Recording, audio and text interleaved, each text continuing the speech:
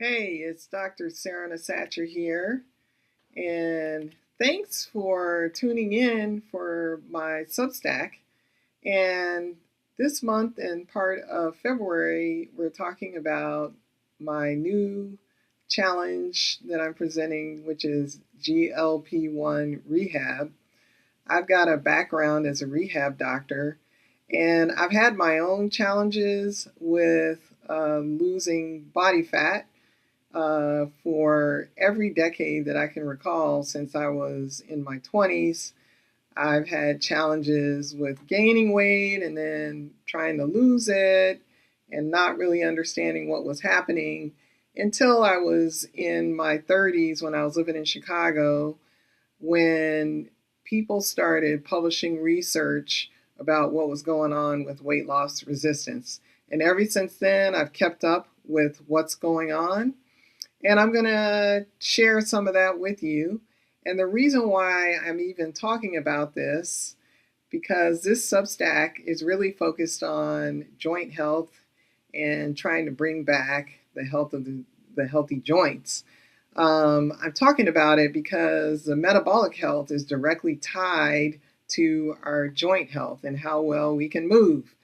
So let's get into it. So GLP-1s is something that's coming up in almost every conversation I have lately, and weight loss. And a lot of my friends who are also doctors and in the healthcare fields, they look to me for what to do and what is the latest about how to lose body fat and lose weight.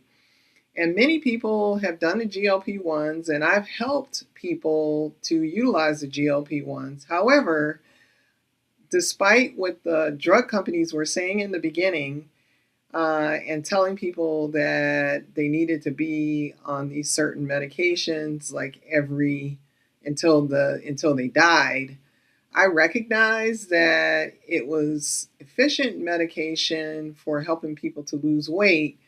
However, now we found out that there's some caveats, but also that any medication is not really sustainable, especially when it's tied to weight loss, and especially with the costs that were involved, and now with the side effects that we know are involved also.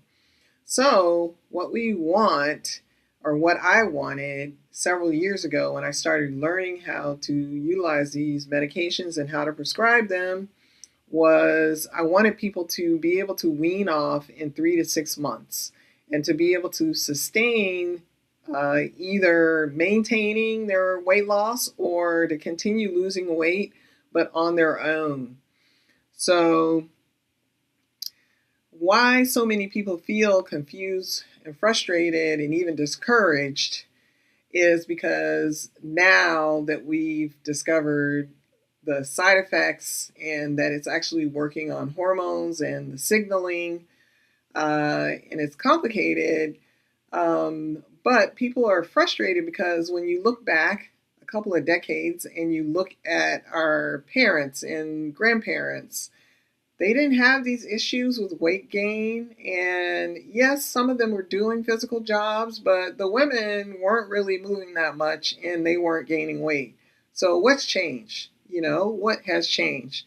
And I would challenge you to understand, and we'll talk about this later on my Substack, and you can read my Substack on GLP-1 Rehab, is that there's a lot that's being done to the food. Pesticides and other chemicals have been allowed in foods without really understanding the effects on the body. And there's ongoing research in the public health sector, like at Boston University. They're one of the main public health universities that's doing research on obesity and the connection to exercise and the connection to food. And they have concluded by deductive reasoning, they don't really have the direct evidence yet because they haven't done those studies, although there's direct evidence in other research studies that the additives and the pesticides and the mass production of food has changed the way that we're reacting to the food, and that it's not that we're not exercising. Of course, there are some people that aren't exercising, but the majority of folks that want to reduce weight were thinking and have been thinking that if they exercise more, that they would be able to reduce their weight. So most people are doing some type of exercise. They may be overdoing it or underdoing it. In my experience, in my practice, what I see with women is a lot of overdoing and then burnout, and they go through the cycle of not exercising because they're burnt out from whatever they were trying to do. So we miss what the body is really asking for, and that is because we previously didn't understand all the metabolic signaling, although there were signs that there was metabolic signaling and that insulin was playing a role. So what is a GLP-1 exactly? So GLP-1 stands for glucagon-like peptide. It's a hormone that your body already makes, primarily in the gut in response to food. So if you're eating foods that can stimulate this, we can actually get your body to produce what it needs. It's a job. It's not weight loss. It's a job that's coordination and signaling, and it helps to regulate satiety, insulin response, digestion, and gut-brain connection and communication. So when GLP signaling works well, eating feels proportional, hunger quiets naturally, and blood sugar stays steadier. Energy is more predictable. So what I see clinically and what concerns me is that appetite suppression alone does not equal metabolic repair. And this is where I would say Americans kind of like follow these fads and get stuck on certain things with weight loss. I would say an overarching fad or recognition that wasn't exactly correct was that they could exercise off what they were eating. And that is not true. It's also not true that all calories are equal. They're not equal. Some foods may be more nutrient dense, have more antioxidants that actually happen to fight some of the inflammation that can cause weight gain. And then seeing people lose weight, but also lose muscle and develop joint pain, feel fatigued, experience rebound weight gain when they stop the GLP-1s is also something that is, I would say the average person that's taking a GLP doesn't expect that. And they may read that, but they may think, oh, that's not me. And once it starts working, they're not thinking that this may affect them. The chronic side effects from the GLP-1, like the nausea, because it's actually slowing down the digestion and causing nausea. And in some people, they get severe nausea. Some people get vomiting. And this is not because the person has failed or because, they're sensitive to the medicine. It's what the medicine was built to do. And it's also because their signaling was altered, but the foundation wasn't rebuilt. So what that means is we're like looking to get the fastest effect, and we want the medication, but the medication is an indication that our signaling was not where it should be, and that the foundation of the metabolism, which needs to be rebuilt, and which is the root cause of this problem that we all have, including me, is what we need to be going after. So we need to be going after what does our body need to do to restore the GLP-1 signaling. And so next, let's talk about what actually restores the GLP signaling. So your body releases GLP-1 in response to protein, fermentable fiber. So that would be soluble and insoluble fiber that those microbes use and eat. Healthy fats, and stable insulin patterns. And when I say healthy fats, that doesn't necessarily just mean plant fats. It can be some saturated fat also, which would be animal sourced fat. There is saturated fat that's plant based also, but we're seeing specifically that some of this animal based fat is actually helping us. So, good microbes play a huge role here. They produce short chain fatty acids like acetate, butyrate from fiber, which directly stimulates the GLP-1 release. Other things, like physical things, are sleep, stress, movement, and meal timing matter just as much as what you eat. And meal timing, what we mean is like if you're doing these fasting and eating windows, sometimes you need to change it up. Sometimes that eating window needs to be shorter, or sometimes we just need to do a straight out 24-hour fast once a week. It varies from person to person, and sometimes you need help trying to figure that out. So, next, let's talk about me and my personal experience. And I've had weight loss resistance throughout my life, especially related to food sensitivities. And for months, the scale would move in this more recent decade that I'm in when my hormones like took a nosedive. And I've been stuck at this weight for literally for a few years. And despite eating completely clean, not eating anything that I had food sensitivities to, but I'm finding out that there are hidden foods. There are, not that I'm finding that out for the first time, but I'm finding out there are more that I didn't know about because the food industry keeps adding things and they keep finding loopholes and ways to get around the current rules. And the current rules have kind of built-in loopholes to help these food companies. For months, the scale would move and I was doing weight training. I was walking more than 10,000 steps a day and it wasn't budging.